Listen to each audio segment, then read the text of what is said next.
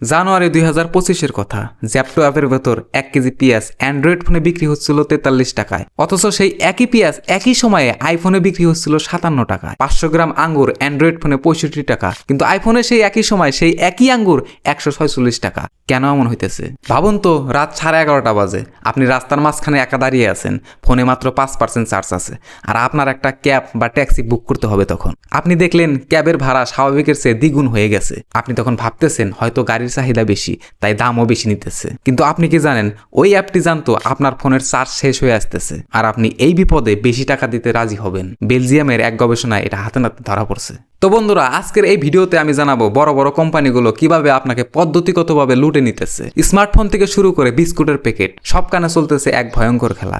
চলুন আজ 5টি পয়েন্টে এই চালাকিগুলো ফাঁস করি। আমরা সবাই জানি যে আমাদের ফোনের ব্যাটারি 3 থেকে 4 বছরের পর আর কাজ করে না, কিন্তু কোম্পানিগুলো কি পারতো না এমন ব্যাটারি বানাতে যা সহজেই পাল্টানো যায়? অবশ্যই পারতো, কিন্তু তারা ইচ্ছা করে এই ফোনগুলো এমনভাবে সিল করে দেয় যাতে আপনি ব্যাটারি পাল্টাতে না পারেন, এবং শেষমেশ বাধ্য হয়ে তাদের নতুন ফোন কিনেন। 2018 সালে ইতালিতে অ্যাপেল আর স্যামসাংয়ের ওপর কয়েক কোটি টাকার জরিমানা করা হয়েছিল। কেন জানেন? কারণ তারা সফটওয়্যার আপডেটের মাধ্যমে তাদের কোম্পানির পুরনো ফোনগুলোকে ইচ্ছা করে স্লো করে দিচ্ছিল, যাতে মানুষ বিরক্ত হয়ে নতুন ফোন কেনে। ফ্রান্সও এদের ওপর বড় জরিমানা করেছিল। কোম্পানিগুলো বলে তারা ব্যাটারি বাঁচানোর জন্য এই ফোনগুলোকে স্লো করে, কিন্তু আসল উদ্দেশ্য হলো আপনার পকেট খালি করা। আপনার কি মনে আছে পার্লেজি বিস্কুটের 10 টাকার প্যাকেট আগে কত বড় ছিল? 2021 সালে ছিল 140 গ্রাম, 2022-এ সেটা হয়ে গেল 110 গ্রাম, কিন্তু দাম সেই 10 টাকায় থেকে গেল।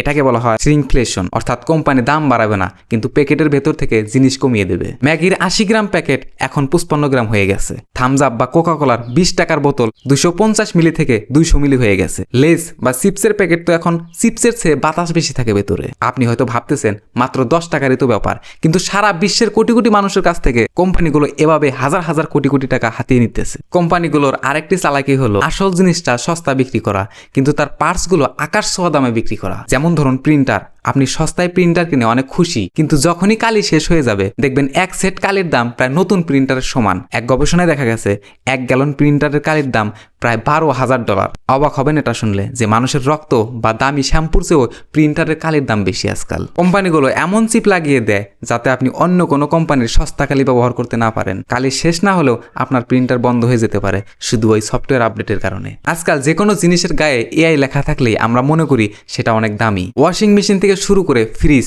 সবখানে কোম্পানিগুলো এখন এআই এর ট্যাগ লাগিয়ে দিতেছে, কিন্তু ভেতরে হয়তো কোনো আসল আর্টিফিশিয়াল ইন্টেলিজেন্সই নেই, স্রেফ সাধারণ কিছু সেটিংস আছে। আবার অনেক টুথপেস্ট বা জলের ফিল্টারের বিজ্ঞাপনে বলা হয় ডাক্তারের 1 নাম্বার পছন্দ, কিন্তু আপনি কি জানেন মেডিকেল কাউন্সিলের নিয়ম অনুযায়ী কোনো ডাক্তার কোনো কমার্শিয়াল প্রোডাক্ট প্রমোট করতে পারবে না। এগুলো স্রেফ আপনাকে বোকা বানানোর জন্য সাজানো প্রচার। ধরেন অনলাইনে কোনো জিনিস আপনি কিনতে গেলেন, আপনি দেখলেন সেটার দাম 4,700 টাকা, কিন্তু পেমেন্ট করার সময় দেখবেন সেখানে প্ল্যাটফর্ম চার্জ, হ্যান্ডিং চার্জ আর ট্যাক্স যোগ হয়ে দামটা 5,000 ছাড়িয়ে গেছে। এটাকে বলে ডিপ প্রাইজিং। তারা আপনাকে শুরুতে কম দাম দেখিয়ে লোভ দেখায়, আর যখন আপনি কিনতে সিদ্ধান্ত নিয়ে ফেলেন তখন ধীরে ধীরে চার্জগুলো যোগ করা হয়। আর এই কাজগুলো বুকমাইশো আর জোম্যাটোতে দেখা যায়। এই সব কিছুর ফলে শুধু আমাদের পকেটে খালি হইতেছে না, পরিবেশেরও কিন্তু 12টা বাজতেছে। প্রতি বছর নতুন ফোন লঞ্চ করার চক্করে পৃথিবী জুড়ে কয়েক কোটি টন বর্জ্য বা ইলেকট্রনিক ময়লা জমতেছে।